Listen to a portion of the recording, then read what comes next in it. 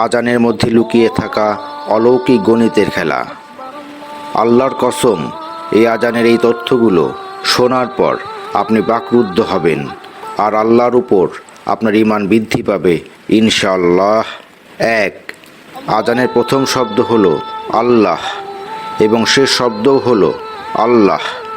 এর মানে আল্লাহই শুরু, আল্লাহই শেষ।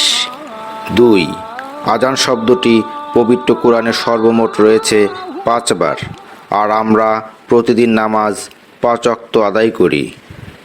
3, আজানের মধ্যে সর্বমোট শব্দ হলো 50টি, আর আল্লাহ মিরাজের সময় হজরত মুহাম্মদ সাল্লাল্লাহু আলাইহি ওয়াসাল্লামকে সর্বপ্রথম 50 ওয়াক্ত ফরজ নামাজ দিয়েছিলেন, পরে তা কমিয়ে 5 ওয়াক্ত করা হয়। আর সহিহ হাদিস বলে, একজন ব্যক্তি 5 ওয়াক্ত নামাজ আদায় করলে আল্লাহ তাকে 50 ওয়াক্তের সওয়াব দিবেন।